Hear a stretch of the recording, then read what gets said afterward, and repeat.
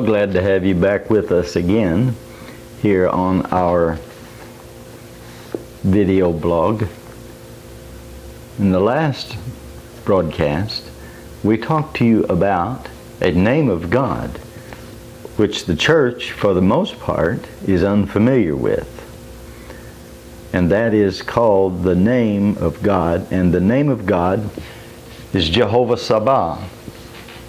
And we've seen from Psalms 24, we've seen there is a name of God, a Jehovah name of God, called Jehovah Tsaba. But not only that, there is also a event, an end time, last day's event, known as the day of Jehovah Tsaba. And so when we mention the word day, we mean an event.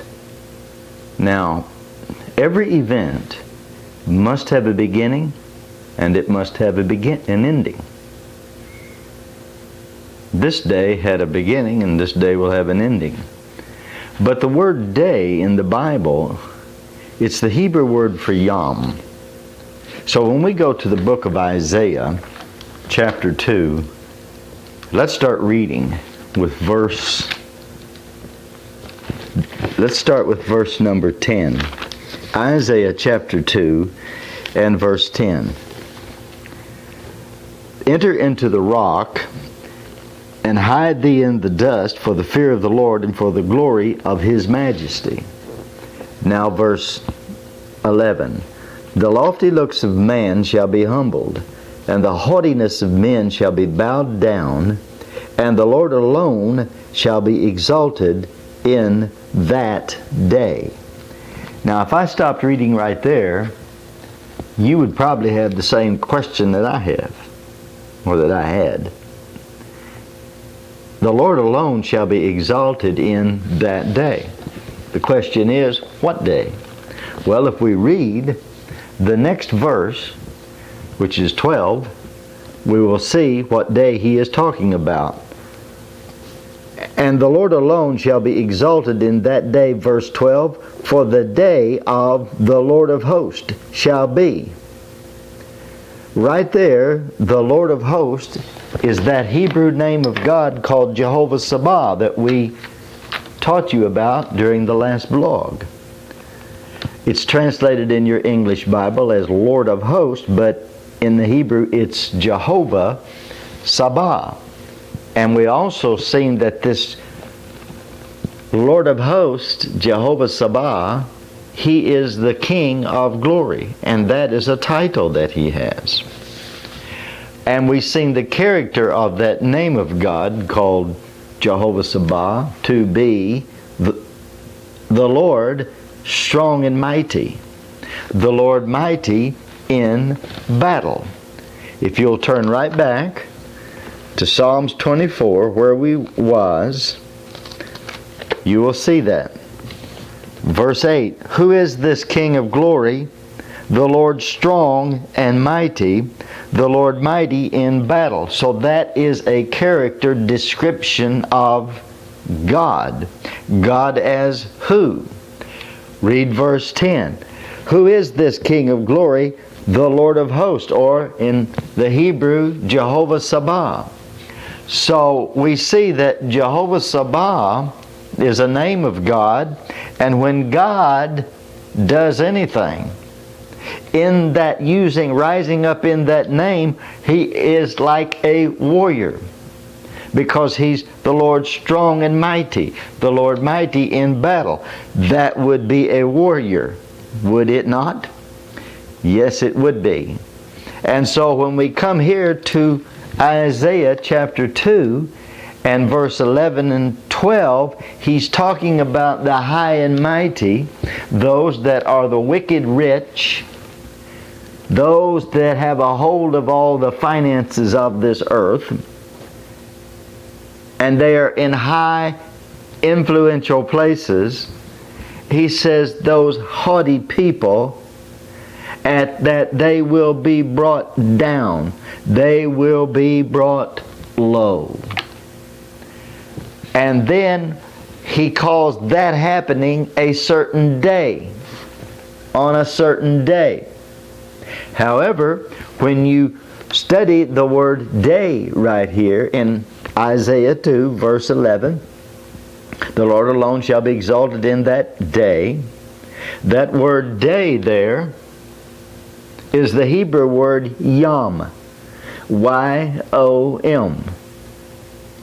Now, that Hebrew word, it can mean a 24-hour day, like the Jewish day was one sundown until the next sundown. It can mean that. But the reference books will tell us, and when I say reference books, all you have to do is go to something like Strong's Concordance, exhaustive concordance. Every word in the Bible is in there. And you'll find this word day. It's the Hebrew word yom, and it tells you that if this word is being used figuratively and kept within its context, that it could be speaking of not a 24-hour day, but a span of time, or a period of time.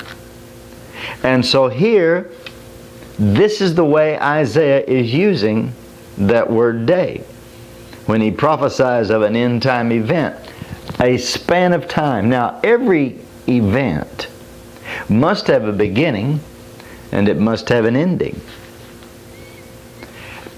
And so, if it did not, then it would just be time just rolling on. But an event does have a beginning and an event does have an ending. And this day of Jehovah Tsaba, this event, it had a beginning. And that beginning has already occurred. It has already begun. How long will it last? It will last until the rapture, the catching away of God's people, the church. So you ask, well, when did it begin? It began on what we call 9/11, September 11, 2001, when the attack upon the World Trade Centers began. Now those trade centers, that was the home. It was the lair of the wicked rich of this world and their whole conglomeration, their whole cartel to control all the wealth that's in this world. And so God shows us right here in Isaiah that when this day or this event called the day of Jehovah Tsaba kicks in and begins, this is the first thing that you're going to start seeing happening. You will see the high and mighty come down. Let's read it again here. Verse 11. The lofty looks of man shall be humbled, and the haughtiness of men shall be bowed down. Verse 12. Shall be upon everyone that is proud and lofty, and everyone that is lifted up, and he shall be brought low. Then he goes into verse 13 and begins some figurative speech. And upon the cedars of Lebanon that are high and lifted up, and upon all the oaks of Bashan. Well, what would God have? Why would God be angry? What would God have against a cedar tree? What would God have against an oak tree? No, he's speaking figuratively here of those mighty cedars of Lebanon, those mighty oaks of Bashan, the big, influential, wicked, rich in high places that have a hold of the finances of this world, the hold of God's created glory.